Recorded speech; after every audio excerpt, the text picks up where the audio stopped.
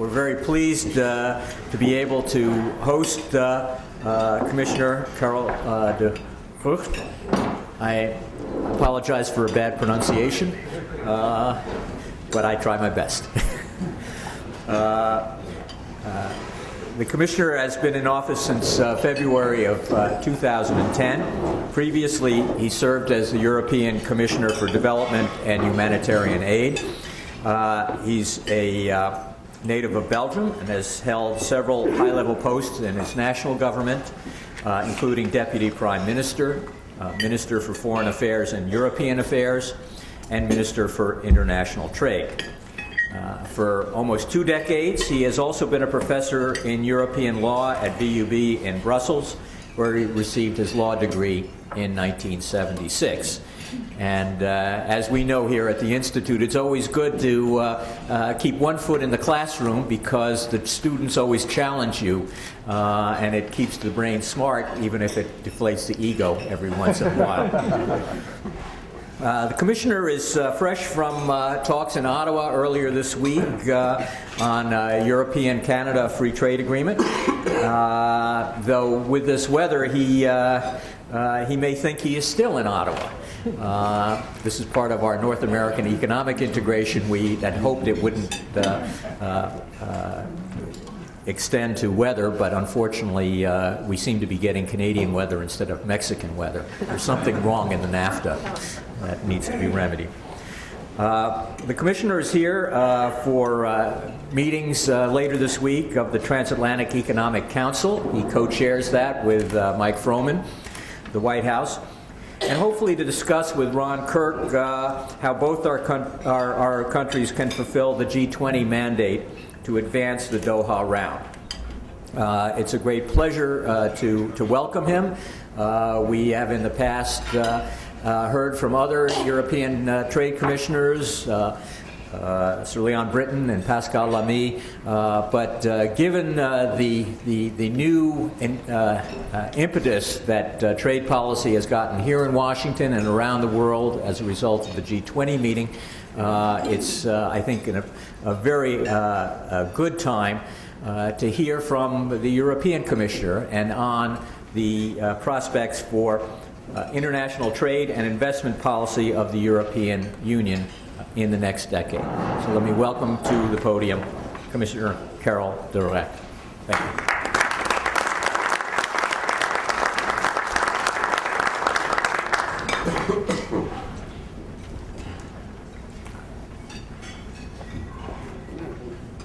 Thank you.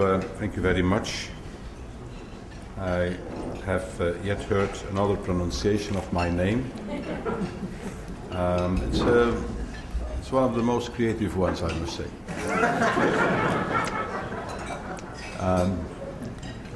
It's something like this, you know, de Gucht with a soft G. Chairman, ladies and gentlemen, it's always a pleasure to be in Washington, but for anyone with an interest in trade policy. It's a particular treat to be here at the Peterson Institute. You are not just a who is who of trade economists in the US, but speaking at the Peterson Institute is clearly now a rite de passage. They told me that I would not be accepted into this strange international club of trade ministers unless I've spoken at the Peterson Institute. So I'm very honored and indeed perhaps a little relieved to have your invitation today. It comes at the right time. While in Washington, I will discuss trade policy issues with the U.S. Trade Representative Ron Kirk, both the Doha rounds and our bilateral issues, and I will co-chair the Transatlantic Economic Council with Mike Froman. And to round off what has been a busy year, a very busy year indeed, I'll go this week and to Beijing with Commission colleagues to meet with the Chinese Vice Premier Wang Qishan on the China-EU trade and economic relationship. I would like to start with a quote used by US President John F. Kennedy addressing students of Berkeley in '62. President Kennedy referred to a French official Marshal Lyautey, who in the 19th century asked his gardener to plant a tree. The gardener objected that the tree was slow growing and would not reach maturity for 100 years. And the marshal replied, in that case, there's really no time to lose, plant it this afternoon. The story is very fitting for trade policy today. It takes time to launch and then nurture a negotiation, and it also takes patience.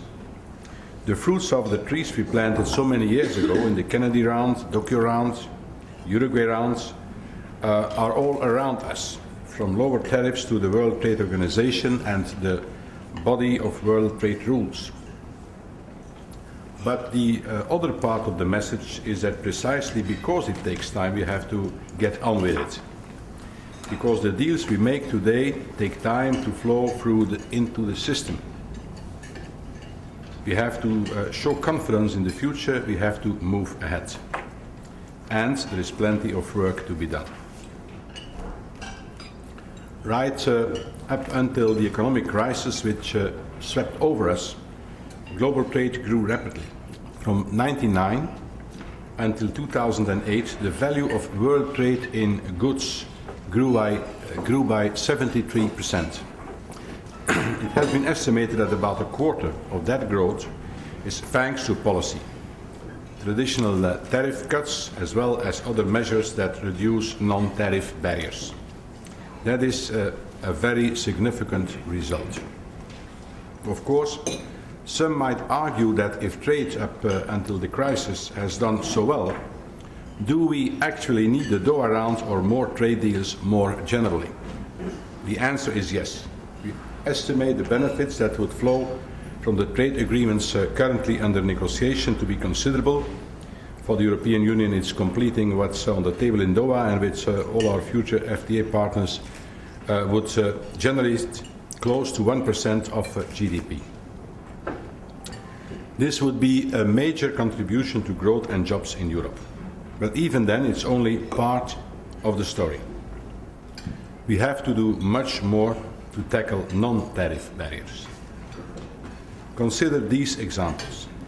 A recent study suggests that getting rid of half of existing non-tariff barriers between the EU and the US would boost the EU's GDP by 125 billion euros a year. The current regulatory divergences between the European Union and the US in a sector such as cosmetics are equal to an import tax of around 33%.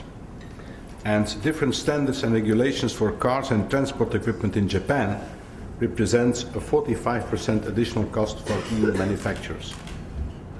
In the telecom sector, the overall cost of regulations and deviation from international standards represent the equivalent of a 50% tax on EU operators. We have calculated, in fact, that we could boost EU GDP by another half of 1% if we can make real progress on NTBs and regulatory issues with our major trade partners, such as the US and China. And what's the framework for all these efforts? I hope I don't surprise you with my answer. The current crisis has tested and proved the value of the multilateral trading system. The World Trade Organization, with clear rules and a system to make sure that members stick to them, has been a major factor in deterring countries from erecting trade walls or pursuing the tit-for-tat protectionism of previous periods. The WTO estimated that between October 2008 and October 2009, new import restrictions introduced by G20 members affected not more than 1% of world imports. At a peak of the crisis, nearly 2% of the EU goods exports were affected. Significantly, the few protectionist measures we have seen either affected areas not covered by the WTO, such as government procurement, or were introduced by countries that are not yet part of the WTO system. This insurance value, the ability of the multilateral trading system to prevent protectionist backlashes is not always fully appreciated. But it is for this reason that the EU and also the US are eager to have Russia join the WTO. It will help those in Russia who want to embed their country solidly in the WTO multilateral governance system. With WTO accession, Russia will become part of a web of rules and disciplines, as well as considerably reduce its current levels of protection based in large part on the bilateral accession protocols that both you and us have negotiated with them. And this is very good news. And it is only one aspect of the importance of the WTO. The Doha Round is vital, but the WTO as a whole is fundamental to the construction of an international rules-based system for trade. We've seen how important that is during the crisis, and it's still a work in construction. Ladies and gentlemen, on the 9th of November, I set out a new assertive European trade strategy. There is much continuity in our trade policy agenda for the years to come. This reflects our commitment to delivering the trade deals that are already underway and maintaining the momentum established in tackling barriers to trade and investment. We are not trying to reinvent the wheel. But our policy also needs to reflect that the world is changing very quickly, and we too must evolve in response. Cutting import tariffs is still important for the bulk of trade. Barriers now lies elsewhere.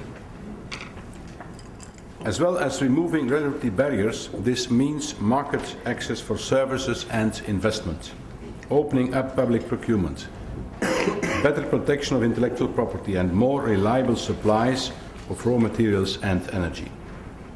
Let me mention the key elements of our future trade policy. Firstly, at a time of economic crisis, we have to step up our efforts to ensure that trade delivers more jobs and more growth in the years to come. This is the #1 challenge for trade policy. Trade must be part of the strategy to exit the current economic crisis. In terms of our negotiating agenda, this means we will continue to work for an early Doha deal. We hope to turn the political engagement of the G20 summit into genuine momentum. What we need here is actually rather simple. We need to build on the progress achieved in 2008, which means that all parties will now have to engage in genuine give and take. If this happens, I think we have a really good chance to conclude a better and more ambitious deal in 2011. In parallel, on the bilateral front, we are focusing on the emerging countries, because that's where so much of current and future growth is being generated.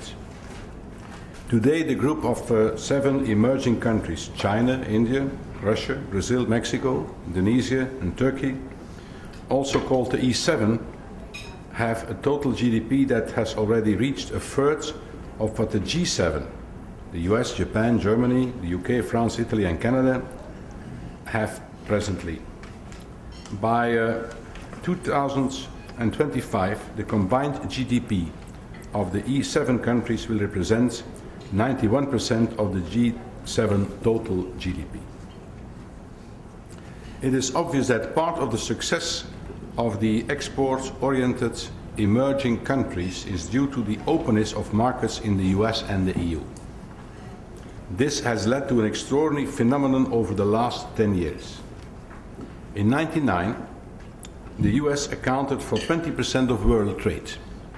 10 years on, US imports and exports of goods account for less than 14% of world share, despite a steady growth of almost 2%. The obvious explanation is that global trade was growing at a faster pace. China alone saw its exports surge ahead by 17% a year on average. So it's perhaps commonplace to say so, but the BRICS are clearly centrally important partners to both the EU and the US. We will work to complete the process of approval of trade deals with South Korea, ACTA, and towards the end of next year with Central America and with Peru and Colombia. We will also be working hard to conclude all ongoing negotiations, particularly those most advanced at this stage: India, Canada, Singapore, Ukraine, and Mercosur. We also hope to continue the process of launching bilateral negotiation tracks with more of our partners in the Association of Southeast Asian nations, such as Malaysia and Vietnam, and stand ready to move ahead with partners in our near neighborhood whenever the conditions are right. Secondly, of course, the BRICS are increasingly important, but we will never forget the importance and intensity of our relationship with the United States, our largest and our most important trade and investment partner. This is why several other fellow EU commissioners will join me in the rejuvenated Transatlantic Economic Council tomorrow. Mike Froman will be accompanied by 4 members of President Obama's cabinet and the heads of some key US regulatory agencies. We should not underestimate the technical difficulties to address regulatory divergences between the US and the EU. There are some famous examples out there, such as chicken. But I would like the TEC to focus on 2 things. Firstly, the barriers which count in terms of the economic burden on both sides of the Atlantic. And secondly, to address the technical regulations before enacted into law. This means a strong transatlantic policy approach, trying to address each other's concerns at an early stage, which is relatively much easier than trying to amend a regulation already in force. I can't overstate the importance of the TEC. This is a strategically important high-level dialogue that is central to what I want to do in trade policy in the European Commission. I don't want to overburden the TEC with expectations, but I am determined to use it to drive a step change in the trade and economic relationship between the US and the EU. In the meantime, we are both, of course, hard at work with other partners, in particular, of course, Korea. As you know, we have signed 2 months ago a free trade agreement with them. The agreements with Korea will enter into force in July 2011, virtually eliminating all import tariffs and most of non-tariff barriers, creating new business opportunities in services and through investment, generating at least 19 billion euros of new trade. But this isn't some sort of contest between the EU and the US, as some have said. I'm personally very pleased that Chorus now looks well on the way also to becoming a reality, not least as it also shows that the EU trade policy machine is alive and kicking. Thirdly, we are also determined to find creative ways to address other essential issues, such as public procurement. The financial crisis puts binational measures at the center of the trade debate. Why should the purchase of a computer for a government official be considered differently than the purchase of the same computer for a bank employee? The value of public procurement is too big to be ignored. In fact, the EU public procurement market is considerably more open than those of major trading partners. Around 312 billion of EU public procurement is open to bidders from member countries of the WTO agreement on procurement. There is a big asymmetry between what we offer and what other WTO members offer. In the same agreement, the value of US procurement offered to foreign bidders is just 34 billion euros and 22 billion euros for Japan. And there is the even bigger issue of more symmetry in opening of public procurement markets vis-à-vis those E7 economies that are not even members of the GPA. The EU openness in public procurement gives EU taxpayers more value for their tax money. but it also reduces EU leverage in trade negotiations on access for EU exporters to public procurement markets in other countries. This is why Commissioner Michel Barnier and I will propose to set up an instrument to encourage our partners to be as open as we are. Fourthly, another important area is foreign investment. Foreign investment is an engine for job creation in the EU and abroad. More than 4.6 million people work for US and Japanese companies in the EU alone. I want to address the needs of EU investors outside the EU. We will look at negotiating comprehensive investment provisions with key trading partners, most urgently with some of those like India, Canada and Singapore, where trade negotiations are already well advanced. We also need to do far more on investment, which plays a bigger and bigger role in the global economy, a vital channel for innovation and job creation.